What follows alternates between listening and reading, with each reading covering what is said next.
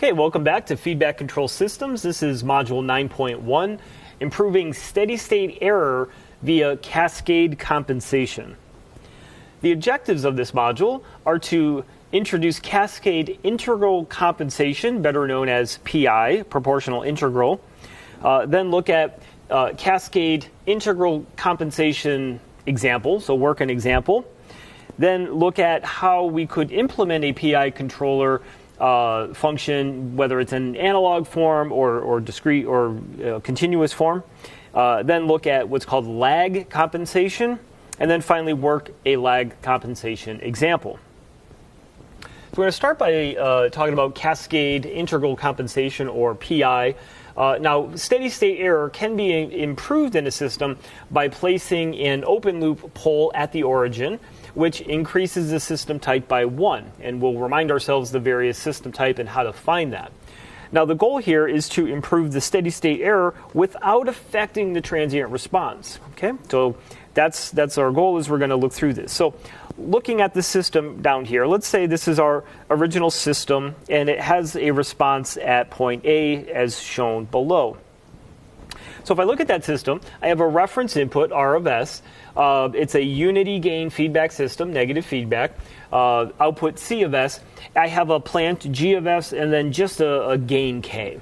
So we've been talking about, hey, let's just adjust K and get our response. And we'd seen in previous modules how to calculate the steady-state error and relate that to system type, right? We need at least one integrator in that forward path to achieve zero steady-state error for a step input. If it was a ramp input, then we needed 2, or a parabolic input, then we needed 3 integrators, okay?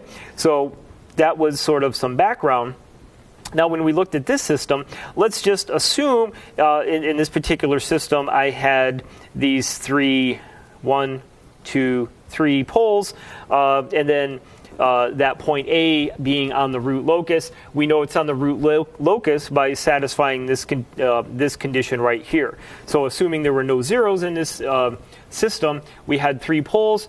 We sum their angles, and it should be an odd multiple of 180 degrees to be on that root locus. Okay, so a little review from previous modules. So let's assume that's our original response.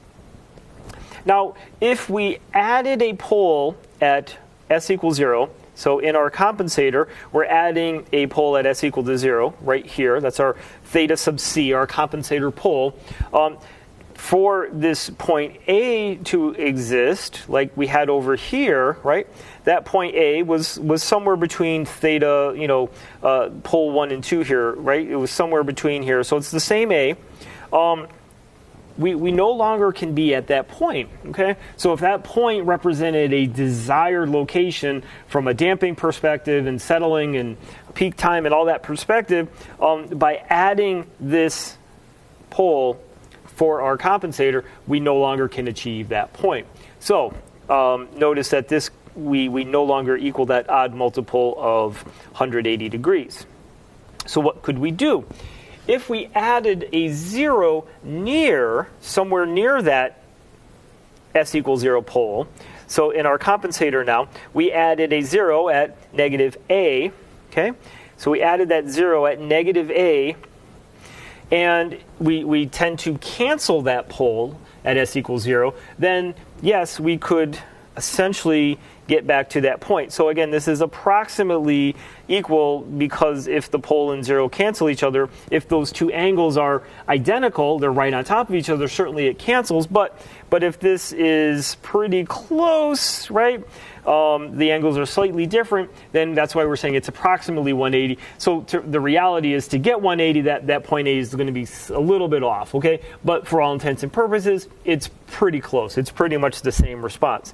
So this gives us a methodology looking at our compensator right here. Looking at our compensator is if we add a pole at 0 and then a 0 very close to that to cancel it, then we might have beyond something here that can help with our design. So the goal can be achieved here. The steady-state error is improved really without a major change to the transient response. Okay, so we don't want to change the transient response characteristic, but we do want our steady-state error to improve and ideally go to 0.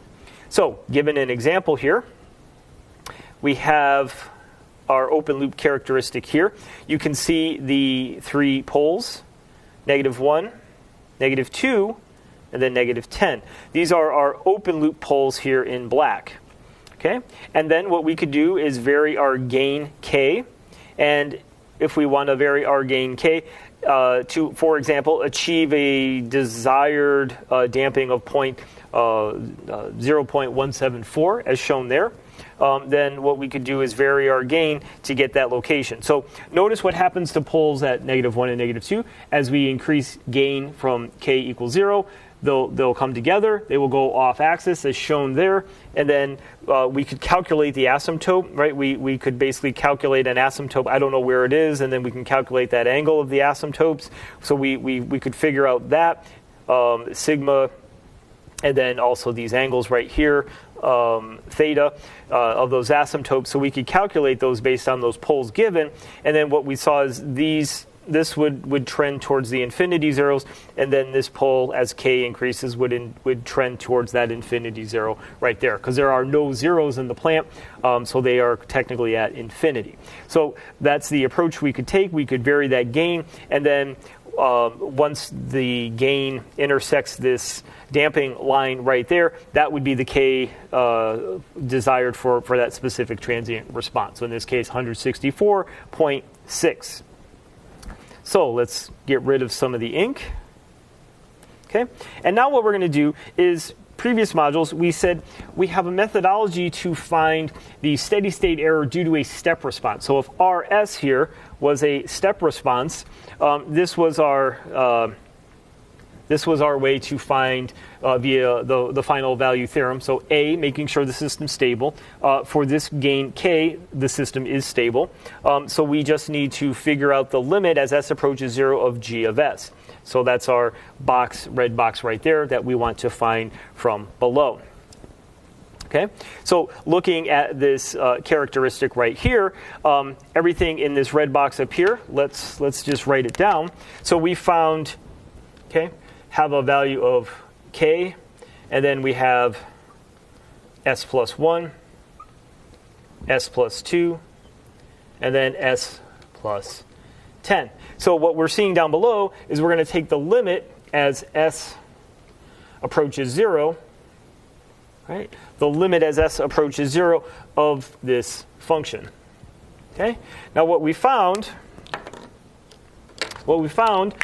is this K, right? This K is what? 164.6. Now this S is 0, that S is 0, that S is 0. So if we multiply this all together here, this denominator will yield 20. So if I have 164.6 over 20, well, if I just estimate, use my engineering estimate here, make that 160, 160 over 20 would be the value of 8.23 that we see there.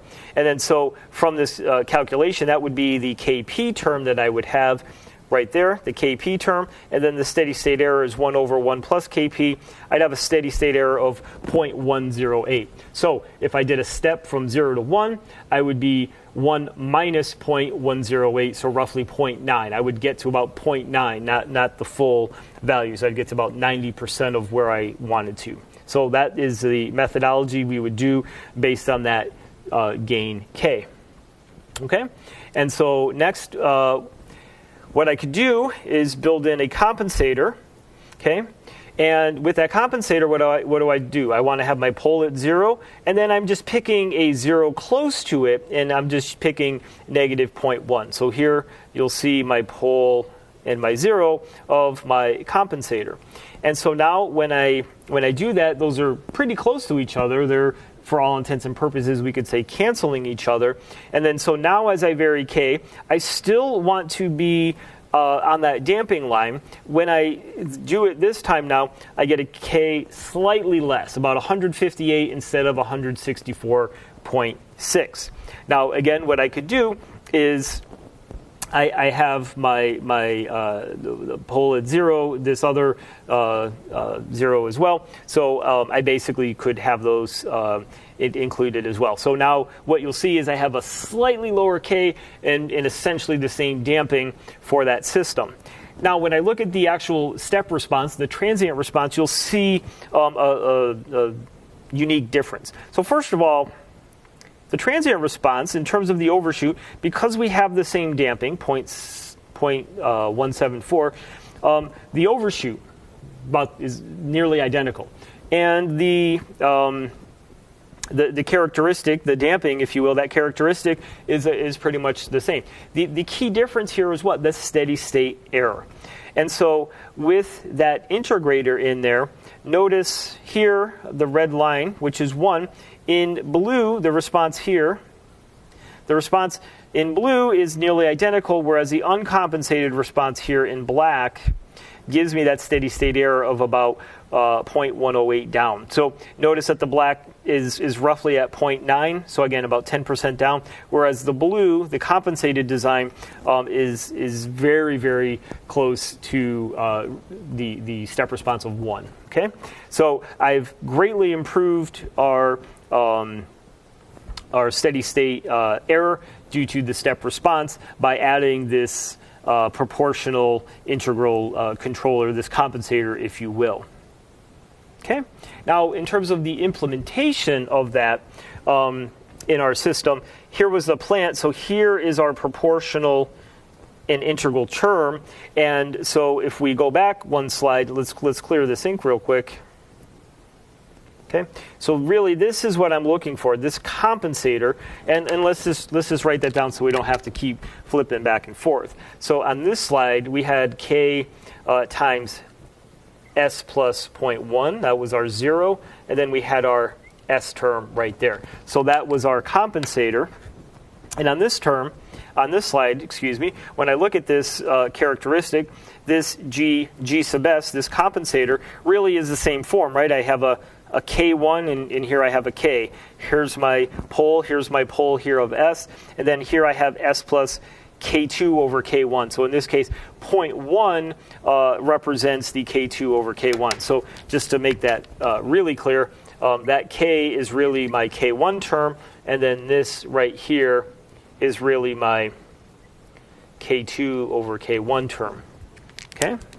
So as I look at how do I implement that, and then you'll see here the K1 term on the slide, this term right here is what I'm going to call my proportional term. So what does that do? It takes the error, right? That's my error signal, E of S.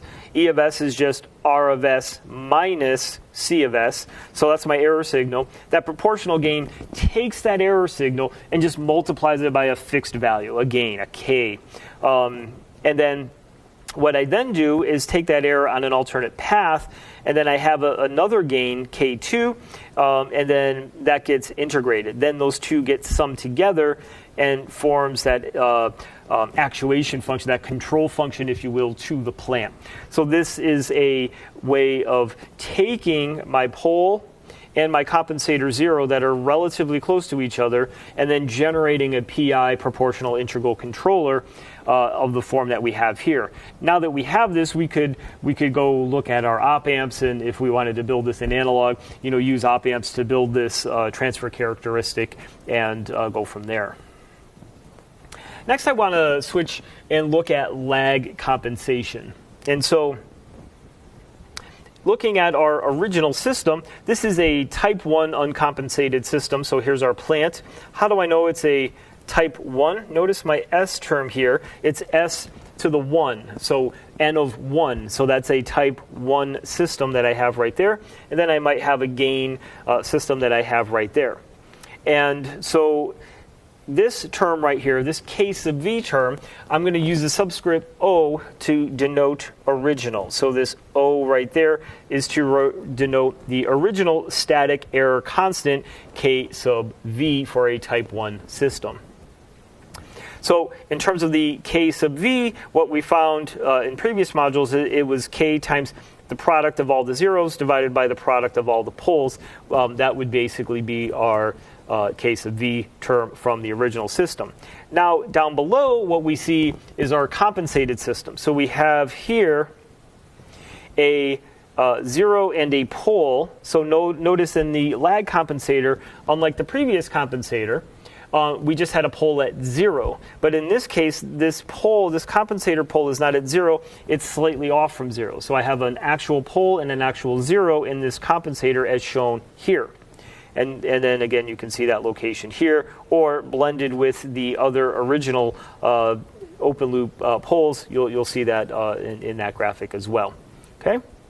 So now the new K sub V n, the new compensated static error constant, it's basically what we had before. So this term right here, right? That term right there is our KV original, and then it gets multiplied by the ratio of the new compensator 0 over the compensator pole. So it gets modified, and that's why we call it the new value. And so when I look at it here, the K is the gain. So the K, whether I'm this K or this compensator K here, K is going to be about the same for both systems. And when I look at this, my static error constant, KV new, is equal to this, the old times this characteristic here. But if you look at where the 0 is, the 0, for example, just use a number here, maybe -2, but the pole's at -1. So that ratio, -2 over -1, the pole is always to the right of the 0, so that's always going to have a ratio greater than 1. So K sub V new will always be greater than K sub V 0, so it'll be slightly greater. But essentially the K term, if you will, is going to be about the same. And so what I want to do now is take this into an example. So here is our original system, as we see here. And we have the same poles, open loop poles at -1, -2, and -10, as shown there. And again, previously in this module, when we looked at that PI controller, we said, hey, we found a gain 164.6 for a damping ratio of 0.174. So we found that sort of previously. And what we did is we came up with a way to calculate the steady state error due to a step input. Basically, and in that case, we found the steady state error of 0.108. So again, we hit about 90% of the way there. We're about 10% shy. So that's what we found previously. And we saw how we compensated that with a PI compensator. Okay, so we saw that previously with the PI compensator. Now our goal would be to improve that steady state error by a factor of 10. So previously we had 0.108, so a factor of 10 would be 0.0108. That would be our steady state error. And again, this was the previous compensator that we had. So what we could do now is rearrange this term and solve for KP. So now that we know the steady state error from up here being 10% improvement, we can now back solve and now find what the value of KP would be. In this case, it's 91.6.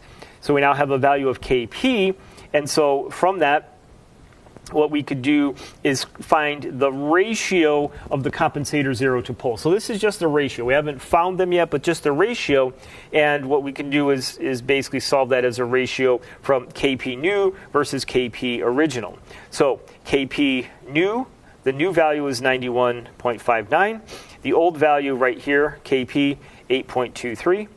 Take that as a ratio, we'll see that the ratio of the compensator 0 to pole, in this case, is a factor of about 11.13. Now, what we could do is essentially pick the value of the pole. And again, we typically want that close to the origin, so I'll just pick 0.01. And then so the compensator will be a factor of about 11 times that, so the compensator 0 will be at roughly 0.111. Okay, so that's our compensator pole in 0. So again, this was our original PI controller. Here is now our compensator with the compensator pole that we selected, and then the compensator 0 right there. That was a factor about 11 times greater than that to achieve a 10x improvement in the steady state error. So what we found for our PI controller last time was we had a gain of about 158.1 to achieve that same damping ratio. And so that's when we had the compensator pole essentially, the compensator pole there and the zero as shown there. Now, so what we could do is do that comparison. So our goal with the steady state error was about a factor of 10 improvement here. And what we'll see relative to the value of K and KP, we've already seen these before, but basically a table kind of showing the before and after, the uncompensated versus the lag compensated. And again, what we could do is even have another column to show you that PI system as well. Okay, and relative to this, we could also look at our transient response here. And so, again, the uncompensated system only achieved about 90%. There's about a 10% error there. But the lag compensated system, again, very, very close to reaching the steady state error. And again, notice the transient performance, about the same overshoot, about the same sort of damping contour as we see there. So same transient, better steady state error, very similar to what we saw for the PI compensator, but this is referred to as a lag compensator. Now, what if we selected our compensator pole as 10% of the previous value?